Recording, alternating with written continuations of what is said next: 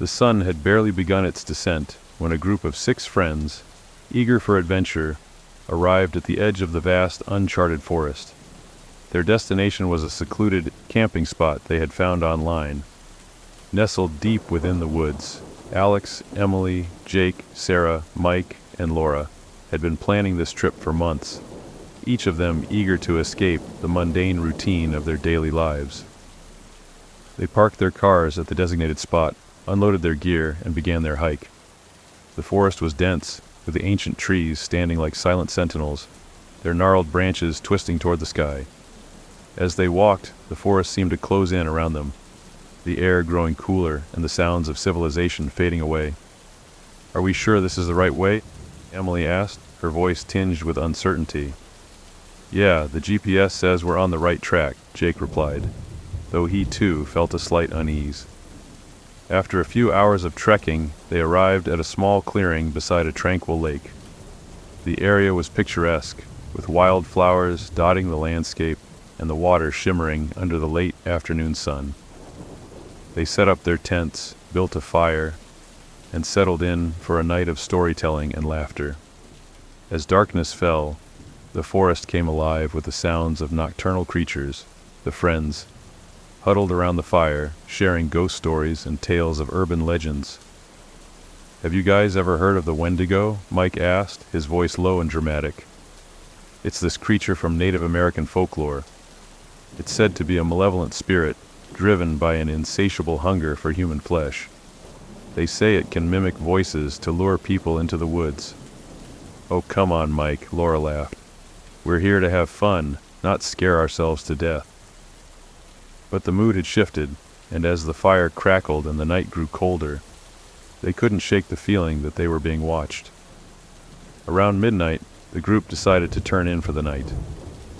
The forest, now pitch black, was filled with an eerie silence, broken only by the occasional hoot of an owl or the rustling of leaves in the wind. Alex, sharing a tent with Emily, felt a shiver run down his spine as he crawled into his sleeping bag. "Did you hear that?" Emily whispered, clutching his arm. "Hear what?" Alex asked, straining his ears. A distant, almost imperceptible growl echoed through the trees.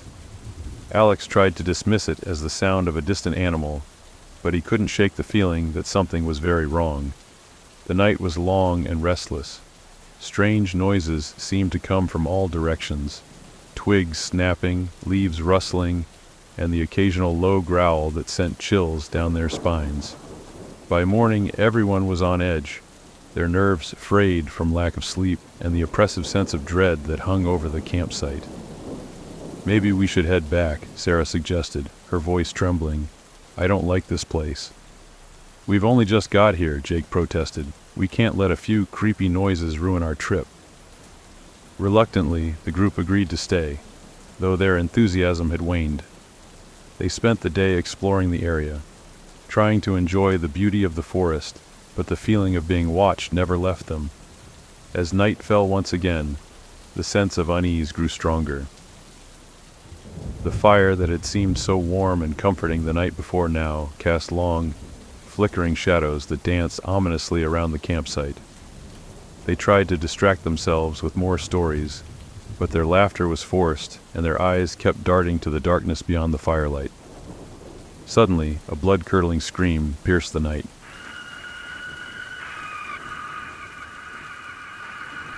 The friends jumped to their feet, their hearts pounding in their chests. "What the hell was that?" Alex exclaimed, his voice shaking. "It sounded like it came from the lake," Mike said, grabbing a flashlight. Against their better judgment, they decided to investigate. Armed with flashlights and a couple of pocket knives, they made their way to the edge of the lake.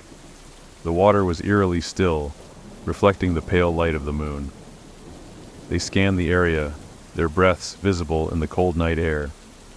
"There's nothing here," Sarah whispered, her voice barely audible. "Wait," Emily said, pointing to the ground. "What's that?" In the mud near the shore were large, deep footprints. They were unlike anything they had ever seen, enormous, with long, clawed toes. "What could have made those?" Jake asked, his voice filled with fear. "Whatever it is, it's not human," Mike said grimly. We need to get out of here, now! They hurried back to their campsite, the feeling of being watched now overwhelming. As they reached the clearing, they saw a movement in the shadows. Something large and hulking was lurking just beyond the firelight. "Run!" Alex shouted, and they all sprinted towards their tents. They barely made it inside when they heard heavy footsteps approaching. The creature let out a guttural growl, and the sound of it sent shivers down their spines. They could hear it sniffing around the tents, its breath heavy and labored. "What is it?" Emily whispered, tears streaming down her face. "I don't know," Alex replied, trying to keep his voice steady. "But we need to stay quiet and hope it goes away." The minutes dragged on like hours as they huddled together, listening to the creature move around their campsite. Finally, after what felt like an eternity, the noises stopped. They waited, scarcely daring to breathe until they were sure it was gone. The next morning, they emerged from their tents, exhausted and terrified. The campsite was a mess. Their supplies had been scattered, and the firewood had been torn apart. Deep claw marks were etched into the ground, evidence of the creature's visit. "We can't stay here," Laura said, her voice trembling. "We need to leave, now." They quickly packed up their gear and began the hike back to their cars. The forest that had seemed so inviting just a day ago now felt like a prison. Its dense foliage, hiding untold horrors. Every snap of a twig, every rustle of leaves, made them jump. As they hurried through the forest, they heard the creature again. It was following them, staying just out of sight, but they could hear its heavy footsteps and guttural growls. Panic set in, and they began to run, desperate to escape. But the forest was disorienting, and in their fear, they became separated. Alex and Emily found themselves alone, the others nowhere in sight. "We need to find the others," Emily said, her voice shaking. "We can't leave them behind." "We don't have a choice," Alex replied, his eyes darting around the forest. "We need to get to the cars and get help." They continued to run, the creature's growls growing louder and more menacing. Just as they thought they couldn't go any further, they burst out of the trees and into the parking area.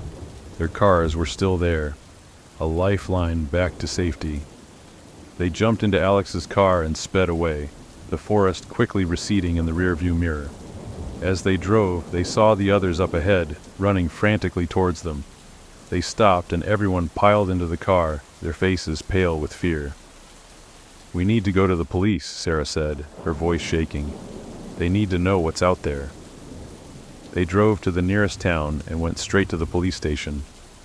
The officers listened to their story with skepticism, but the terror in their eyes was undeniable.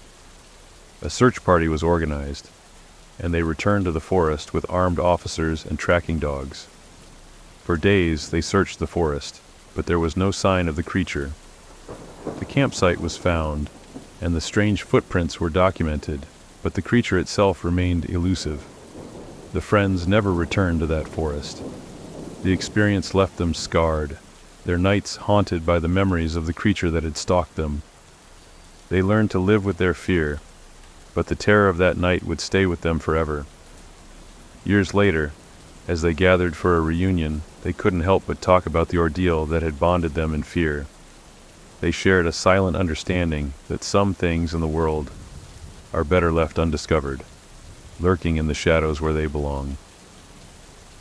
And as they raised their glasses, they couldn't shake the feeling that somewhere, in the depths of that dark forest, the creature was still watching, waiting for its next victim.